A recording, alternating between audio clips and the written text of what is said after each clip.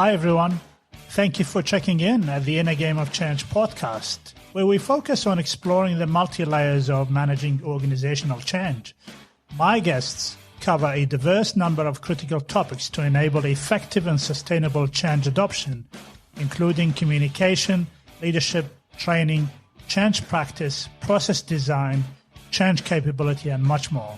My name is Ali Juma, and you're listening to the Inner Game of Change podcast.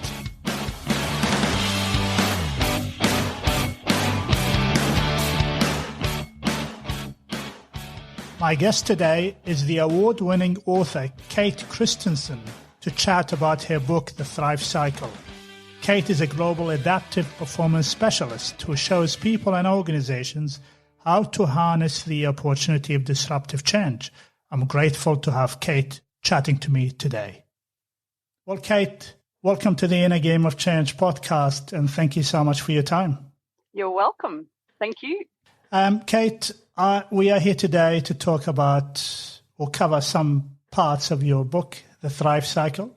But first of all, do you want to give a quick summary or a brief about who you are as a professional? Sure.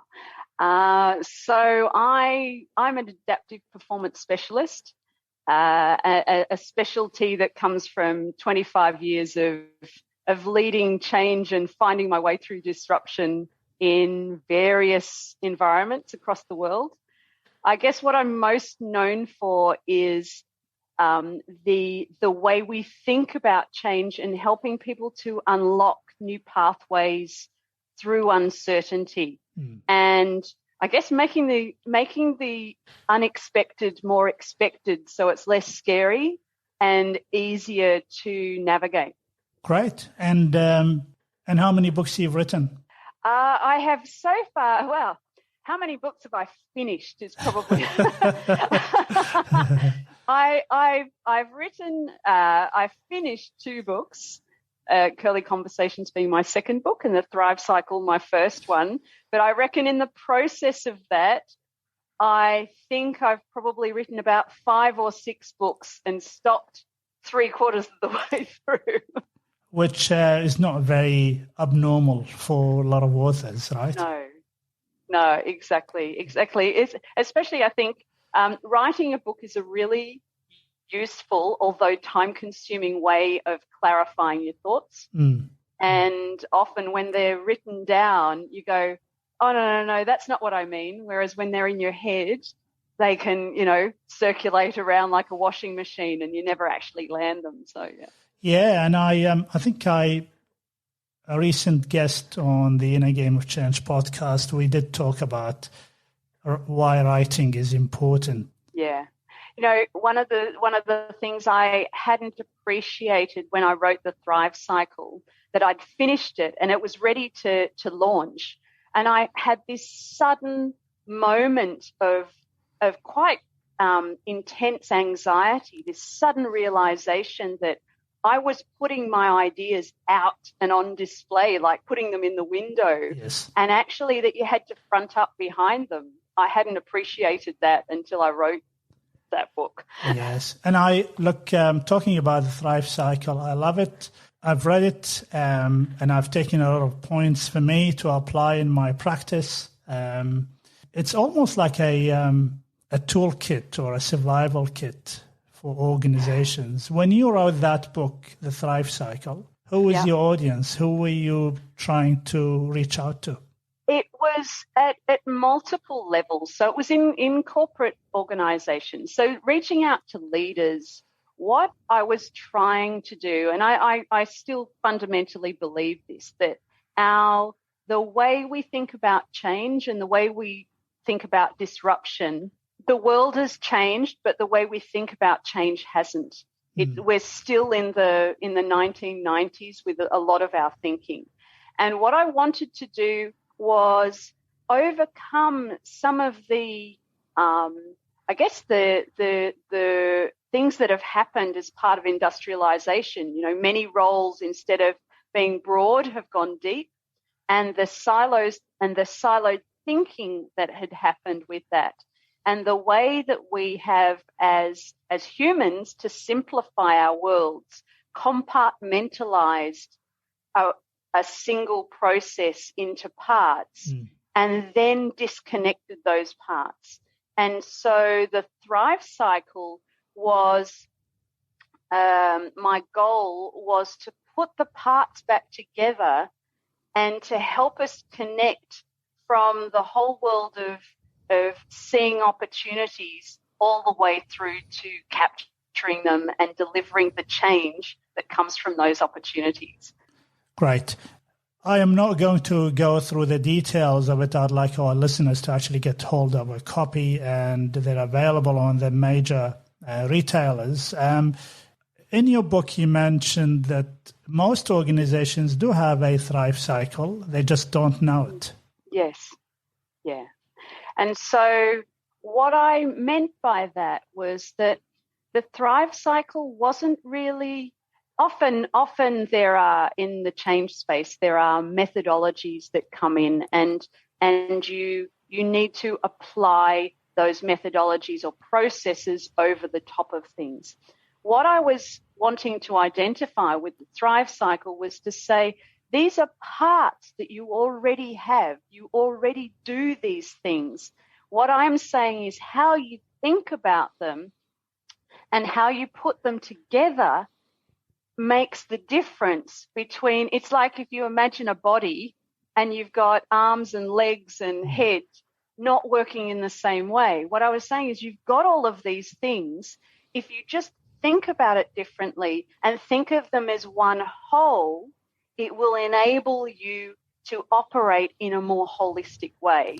And if you want to be adaptive, which is what you need to do in a world of change, these things must work together. So they're there. It's not new. It's a mindset thing. And how hard or challenging is it for organizations to actually realize that they do have it and how they can put it together? My experience is, and this is in from implementing both the content in the Thrive cycle, which is big picture strategy, big organization, and at the more micro level in Curly Conversations, often what people need is they need to see and feel and experience something before they want to look at, okay, how that works. So a bit like I want to hop in a sports car and enjoy, if I was into sports cars, let's say, enjoy driving in that sports car and the experience of that and what that feels like. And maybe sometimes I want to look under the bonnet and see how it works, but I don't really want to look under the bonnet if I don't know whether I like driving in sports cars or not. And I think one of the challenges that we face as change or adaptive practitioners is that we've often tried to teach people the process. And for many people who are aren't change specialists or change people, who are much more specifically action oriented, perhaps more operational in thinking, we've missed the why, and yet we think we're really good at the why, and I don't think we always are. Yeah, we're talking about the why, articulating the why is an art by itself, and it comes from a high level of leadership maturity to really articulate that and pay it attention. You did mention the word adaptive. So, Kate, there's a lot of talk about being adaptive, being adaptable, and being agile. Yes. Can you just enlighten me and just, What's the difference in from my perspective? Yes, please. Yeah. Look, in the Thrive cycle, I talked about those three concepts because I think often we have dreams about what we'd like to be, and agile is a methodology. So if we take the methodology element out of it, let's just deal with the word, what agility means. Agility means an ability to move fast. It means a flexibility, but most of all, it comes around, if I'm agile, I can jump from one wall to another in a nimble kind of way. And so that's agile. Then you've got adaptable. Adaptable means being able to be changed. And so it's different to agile. It takes that speed, flexibility element out of it, but it brings in the change element. I tend to neither refer to agile or adaptable because I actually think what we need to be is adaptive. And adaptive is the ability to change ourselves based on a particular situation, whereas the others are about speed. You can be really fast and change in the wrong direction, or you can be adaptable, but you require somebody else to change you. And in the Thrive cycle, even though I talk about organizations having this Thrive cycle and adaptive capability, it applies equally to humans and people and families and all of those sorts of elements. So, Kate, does that mean, or is it also true to say that being adaptable or agile is a consequence of our reaction to external forces? And adaptive is actually, we don't need an external stimuli. We actually need to, look at it internally as a way of thinking, as a mindset. Am I close to some sort of truth in here? Yeah, I think that's a really nice way of putting it. Because sometimes when it comes to change, sometimes we instigate it, and sometimes we know we should instigate it, but we don't want to. Yes. And sometimes change is done to us, or we feel like it's done to us. Yeah. Being adaptive means that it is you, and therefore you are in control, and you're not trying to control your environment around you. You just accept that that's the way it is. So yeah, I love that. It's probably it's more sustainable and probably more acceptable by teams within an organization, because it's not a sudden, reaction to something. Yeah, and I think the thing about being adaptive is it's also ultimately it's about knowing what the outcome is. Like everything and adaptive capability comes down to knowing what the outcome is and knowing what challenge it is that you need to address in order to reach that outcome. Yeah. And when we accept that, what we get, and we add some structure to it, what we get is freedom within a framework. And when we have freedom, we feel in control and we feel more calm, and we'll be less reactive, and we can think, which is where you sort of start to get into that complex problem solving. Yeah, and I think it is a interesting way that you call it freedom. I think part of that freedom, or what freedom usually offers us, is also the room to create, and that creativity and innovation is actually part of being free within that construct of an organization.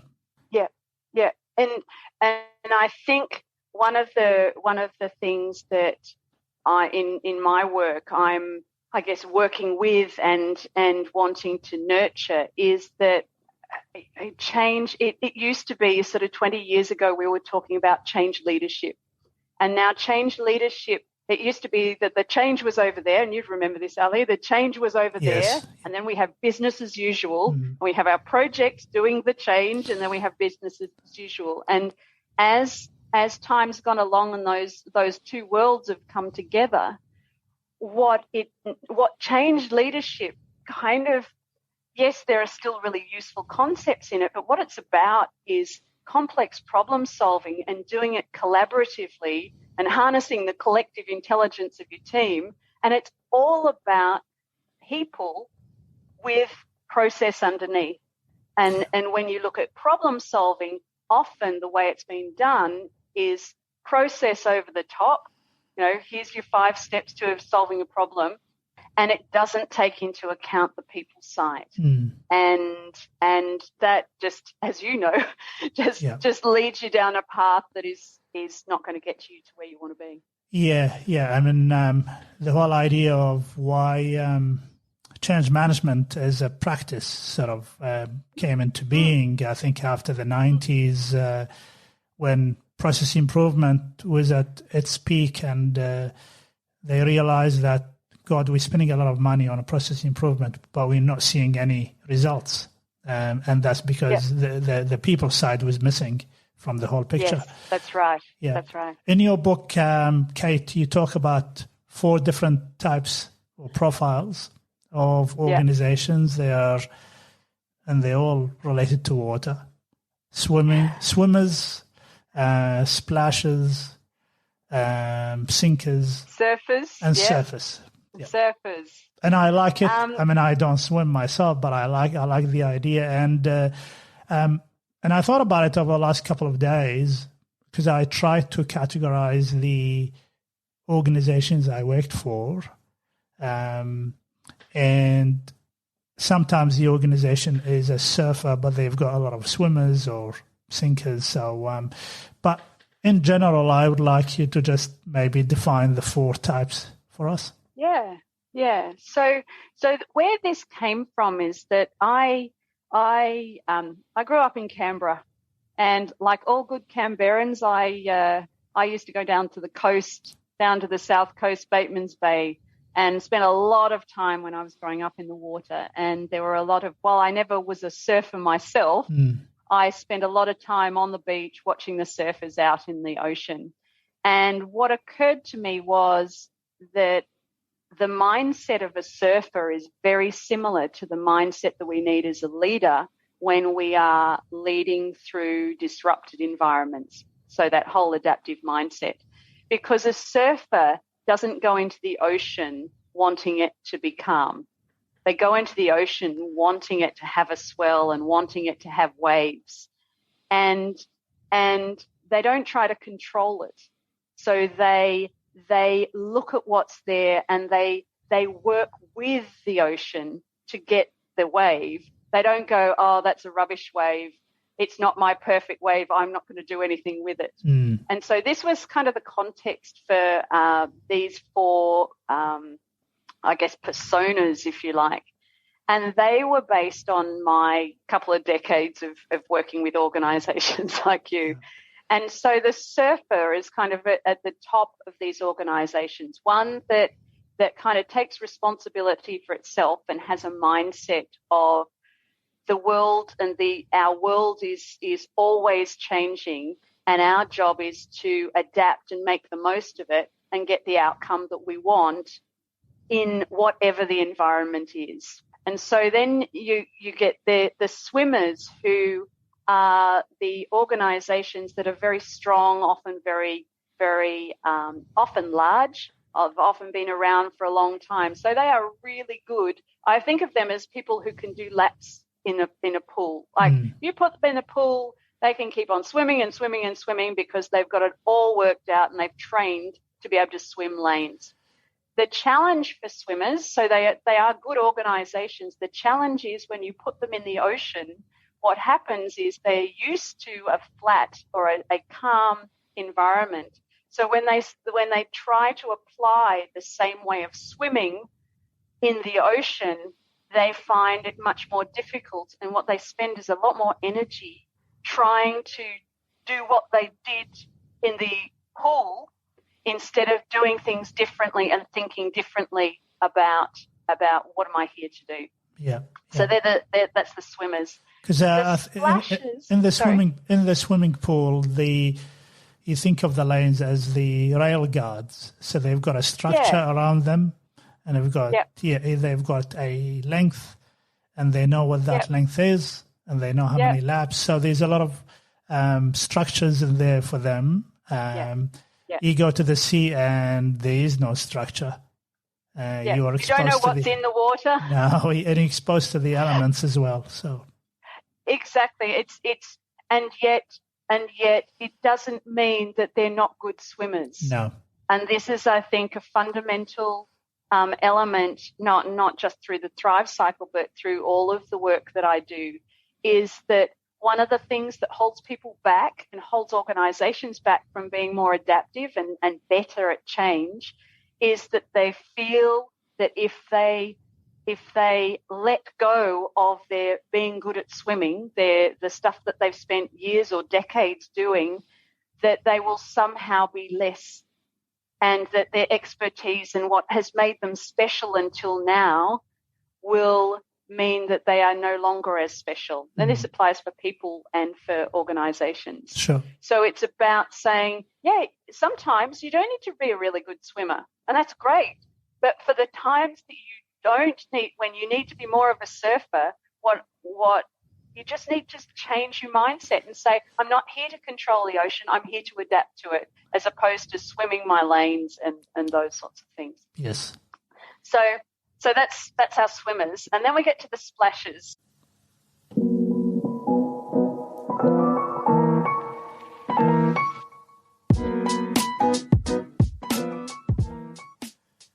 Hi there.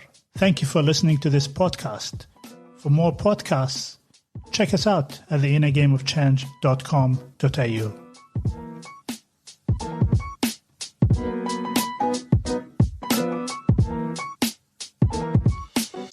The splashes are, I describe them as being, I guess they're sort of the ones who will listen and watch to see what others are doing and then do that. And part of that comes from this innate need that we have as humans. As soon as we find ourselves in unknown territory and facing uncertainty, is we want to get right back to the known, and we want to know, what are we going to do about it? And a splasher is very driven. A splasher organization with this persona is very driven by what others are doing. And if they're doing it, they must have thought about it. So we should do that as well. And there's not necessarily the underlying logic and thought to stand back and ask that question. Well, is that the right thing for us? What is the outcome that we need? Does that deliver that outcome? And it's a way of people feeling like they have certainty when they don't really. They've just jumped on a bandwagon. Yeah, so following a corporate norm rather than they have their own strategy. And is that a characteristic of big organizations? Will be splashers, but probably mid-size and small size? Can all size? This is organization agnostic. Sure. Often I have seen and studied organizations that were very large that were splashers. It looks a little bit different because they are larger. They make bigger splashes. Yeah. Or what you get is you get different departments all reacting to something that is coming more centrally from the organizations, and you get lots of little splashes happening all over the organization. I can see a lot of splashing nowadays because there's a lot of talk, and I'm not criticizing any organization, but there's a lot of talk about digital transformation. And I think that's probably, some of them are, they've thought it through, and some of them are just following the norms just because everybody else is doing it. Yeah, and the digital, going agile, hydrogen, should we be in hydrogen or not? These sorts of things, and I'm not an expert in any of those things. What I do see though is that there can be a tendency when you get these waves of trends, if you like, and a lot of people talking about something, people, that fear of missing out, well, we've got to be in hydrogen, we've got to go digital, we've got to do X, Y, and Z, not because it's necessarily the right thing for their organization, it's because it feels better and everyone else seems to be doing it, and we don't want to not do it because other people must know something different to what we know. Sure. So that's from a splasher perspective. And then we have the sinkers.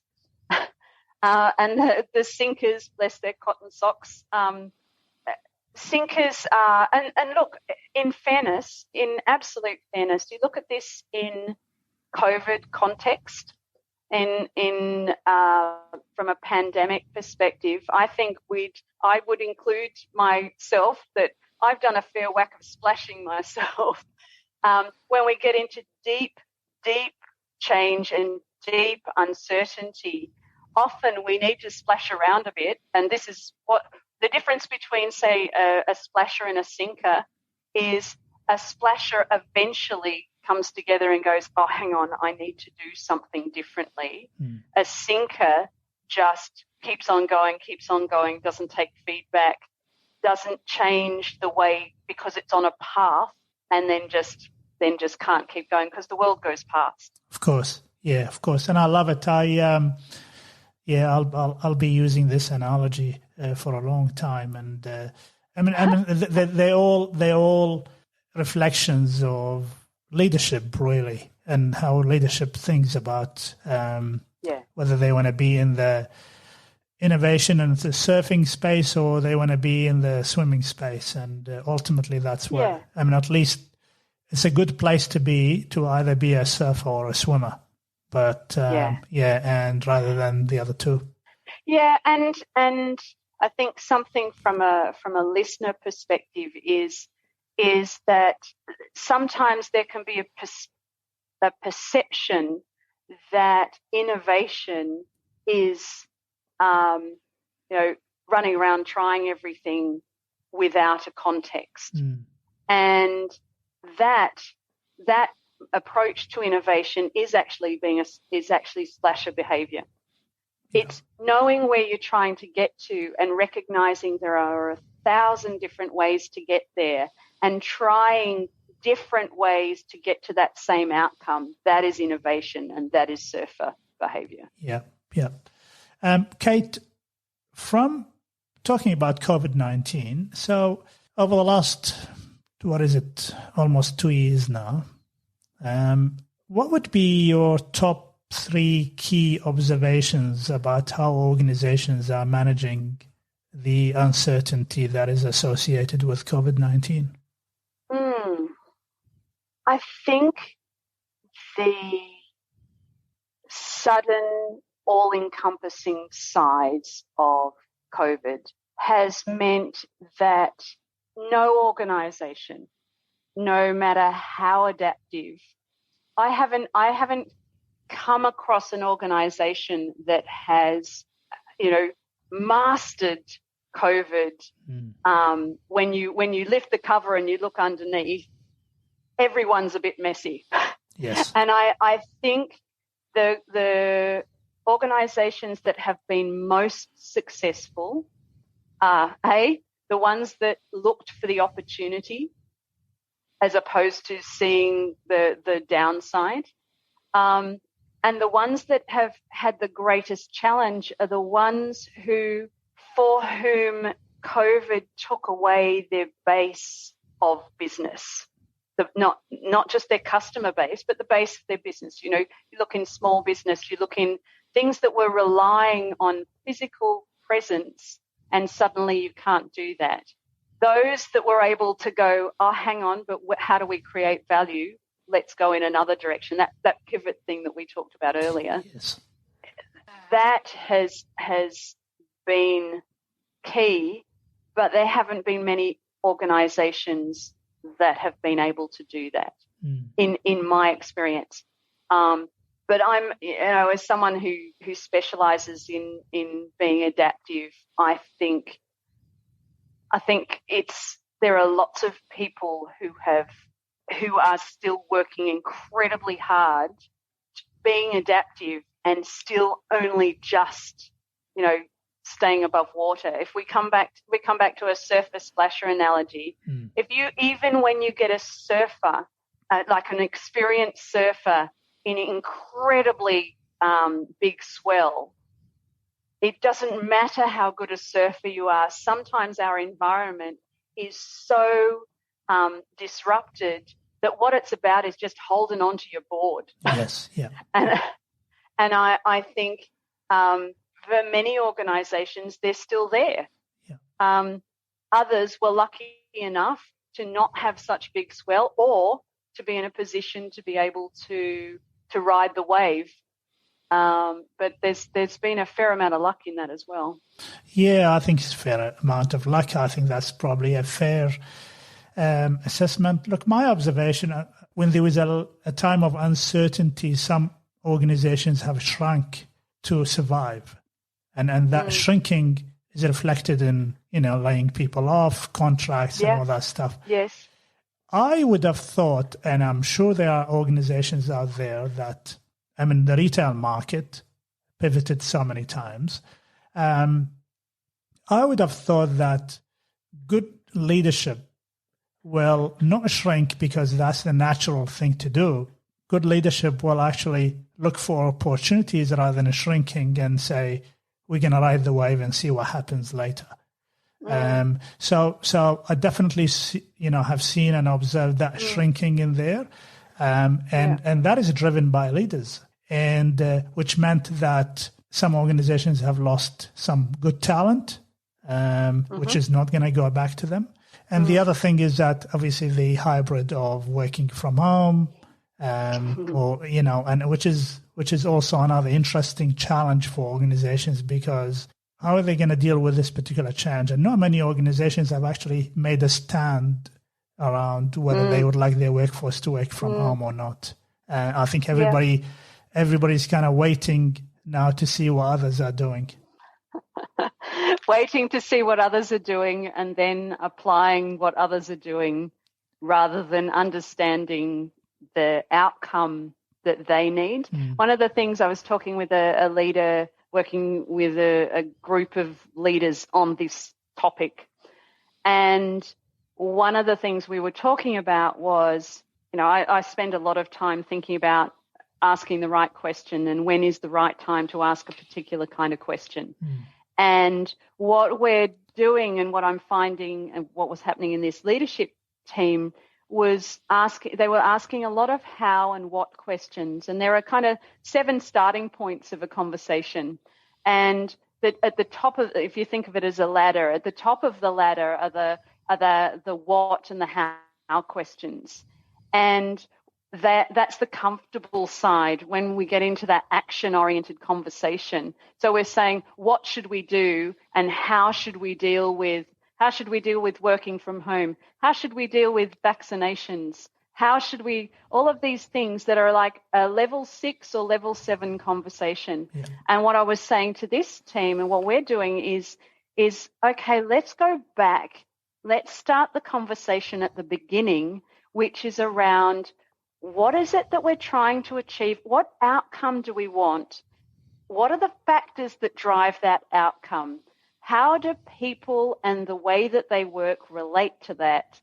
And those elements, what are the factors that we need to consider? And then how does working from home fit into that picture? Yes. How does people being vaccinated and having a COVID safe or COVID appropriate supporting environment fit in that? You see that those layers, people want to start at the top, and that's how you end up with splasher behavior. Oh, it looks like the other organizations in our industry are mandating you work in your office for 3 days a week on Tuesdays, Wednesdays, Thursdays. Well, is that right for you? Because they were starting in a different posse to the where you were starting from. Does that make sense? What you're talking about here, and if I understand it right, is that you're going to have to look at the whole picture, because the picture is made of different nodes and each node impacts everything else within the picture. That's when you're stepping away from it so you can see picture clearly. And then you make decisions based on the best decisions that are suitable for your organization. Because each organization is unique and their people are unique and their experiences are unique. Yeah. And the other thing that we talked about is that I think a lot of leaders feel like they need to make this decision in a room on their own, like executives teams needing to make it in a room on their own. actually, if you engage people in this conversation that I just talked about, and being clear about what the purpose is of that conversation and where it's going to get to and what decisions will or won't be made in it, then actually when you engage people in that kind of conversation, you're already starting to get buy-in and people feeling like they have a voice, because it doesn't matter what the decision is. You can't please all of the people all the time. But if people feel like nobody was asked, then you're pleasing nobody. Of course. Except you. Of course. We coming to the end of the podcast, Kate, we did talk a lot about leaders. Is there any message from you to teams and individuals within an organization to think about their mindset and take lessons from the current environment going forward? Because the modern organizations and the way we're going to manage change going forward, managing change will have to be a mutual responsibility now between an individual and a leader. Yeah. I'd say rule number one is start where you are. The number of times I work with leaders who would like to be somewhere else and therefore start their conversation somewhere else instead of starting where they are, causes enormous pain, frustration. And if you just started where you are, it'll make a huge difference. The second thing would be around, it is always about the people. Yes, there are processes. Yes, there are methodologies. People need to feel engaged and they know the answers. So often we go out, look, I'm an independent consultant, right? So, but often what organizations do is they have a problem and they go out to a big consulting firm to tell them what the answer is. Yeah. But actually your people know what the answer is. What you need is help to help them articulate and think about their answers. Yeah. So trust your people, I guess, would be the second one. Yeah, great. Start where you are. That sounds like a book you can write, Kate. There's your number 12 book. There's number 12 book. It's probably half written anyway. Kate, we are coming to the end of the podcast. It's been a pleasure talking to you. How would people reach out to you? So you can contact me. You can visit my website, which is katechristiansen.com.au, or email me at hello@katechristiansen.com.au. Fantastic. Yeah, we will put all the details about you in the podcast. But I'm really grateful, and I was looking forward to this conversation, and it's been a pleasure having you as part of the Inner Game of Change podcast. Awesome. Thanks, Ali. Thank you very much. Take care. Bye.